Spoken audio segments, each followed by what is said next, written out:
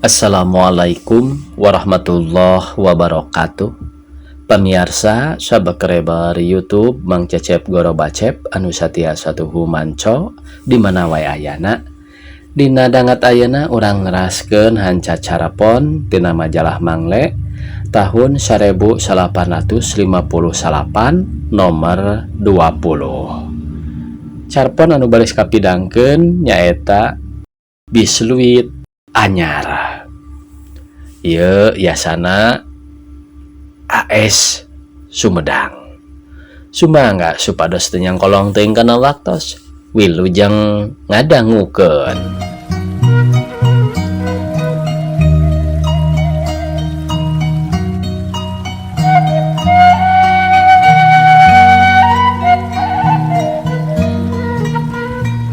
Ieu mah dicaritakeun soteh lain agul pedah gaji bakal naik. Da teu pira ukur naik 8 perak tina pokona atau moal mahi keur nebus tekstil pamasan-pamasan acan. Lamun tulus teh ka ceretan oge lain pedah rek nampa rapel gara wae pangitungkeun 10 bulan kali sakitu. Meureun ukur mahi pake nambalan hutang kitu oge moal cukup. Komo satadina mah rencana teh lamun segaji naik ngalanggan Mangle teh moal nebeng ka tatangga. Malah mayarna oge rek disakalikeun wae satawuneun. Tapi ayeuna mah nyalapur deui da kapiheulaan ku konsep indung si kucrit satadina mah rek peto.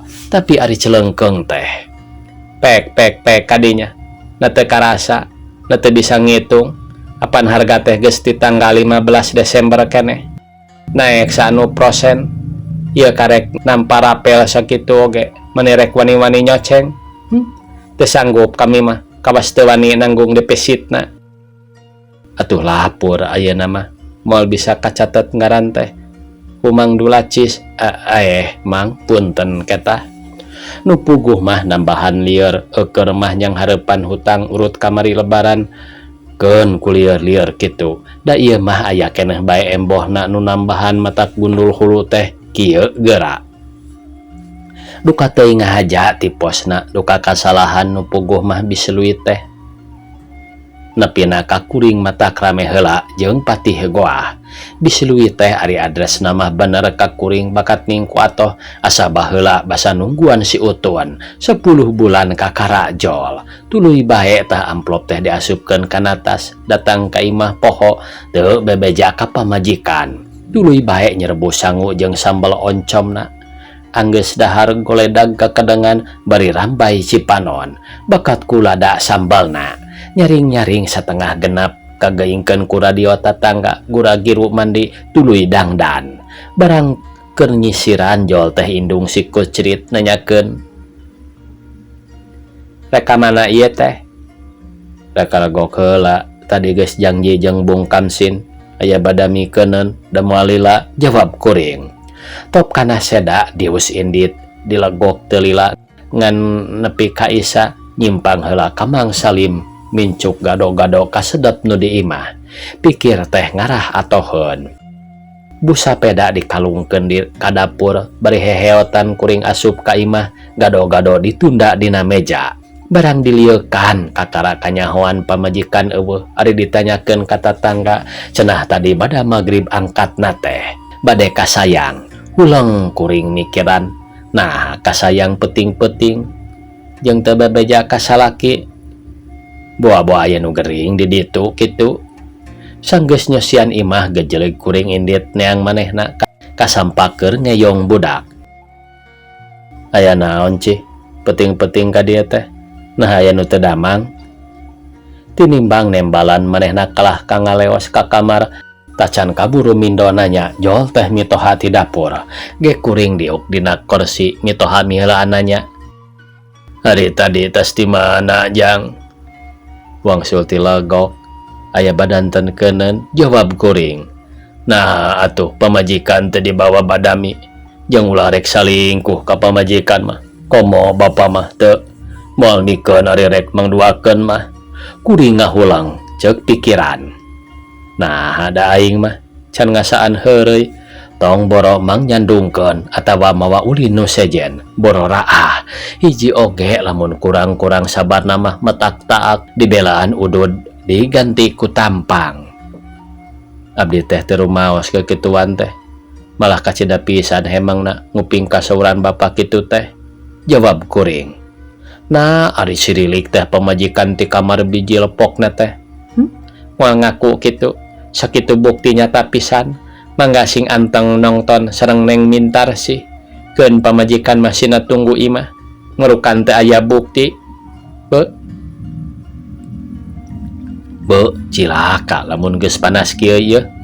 Ke heula ci. Ari cici bejati saha akang kikituan teh tembal kuring. Ari ieu lain bukti kituna teh.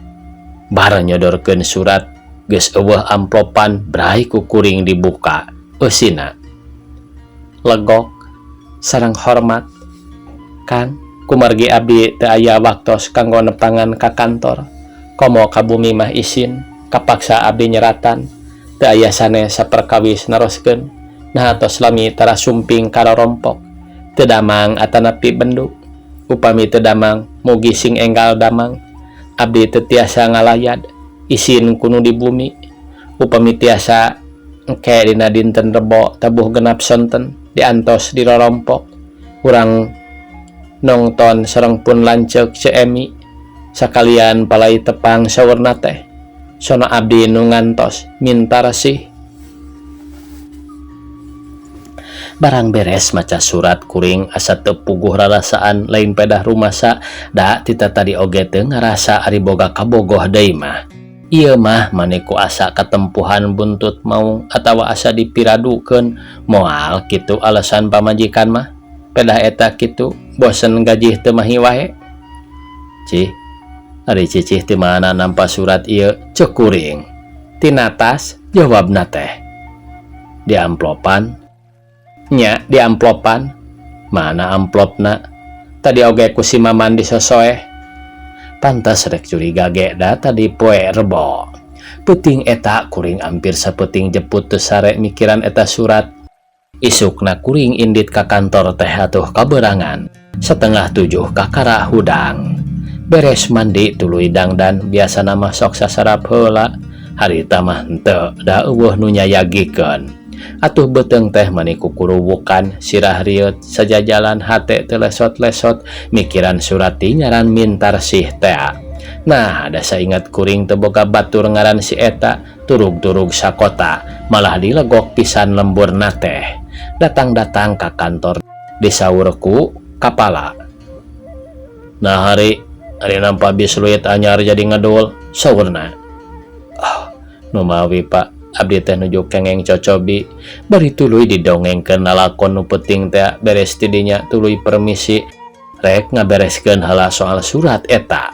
Mimiti dipapai kanu sok nampa surat ti pos cenah bener surat keur kuring teh kamari aya 2. Malah diklip mikeun ka kuring teh. Beki sidik bae lain babaturan nu ngaheureuyan pipikiran beki bingung. Pukul 11 kuring permisi dadaku mah rieuh sajajalan kuring teu puguh nu dipikiran ngaboseh sapeda sahayuna asal maju teh nyaan. Rek balik mandog mayong tungtungna sapeda dipengkolkeun rek ka titik-titik. Ingat-ingat harita teh geus dirubung-rubung ku pamajikan durat teret bet asa ngimpi sare di kamar lega keturug-turug loba batur. Di mana ieu teh? Kang, hapunten abdi ceuk pamajikan tuluy ku manehna dicaritakeun. Basa kuring mengkol teh teu kanyahoan ti tukang aya mobil sedan kuring katabrak nepi ka teu ingat. Harita keneh dibawa ka rumah sakit. Ku mantri dirampaan saku teh neangan keterangan penduduk nya kapanggih. Malah surat oge da ku kuring teh diasupkeun ka jerona kanyahoan. Manehna tuluy ngabejaan pamajikan ditanya ku mantri naon sababna pang surat keur ka manehna kapanggih dina saku kuring. Atuh pamajikan teh ngagebeg tuluy diterangkeun katampana. Paingan wae da sangaran.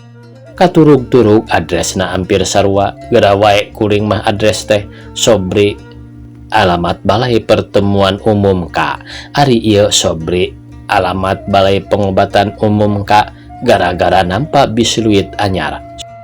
Surat teh teu disidik-sidik lobana. Tamat cenah pamirsa. Sakitu anu tiasa kapihatur. Wassalamualaikum warahmatullahi wabarakatuh.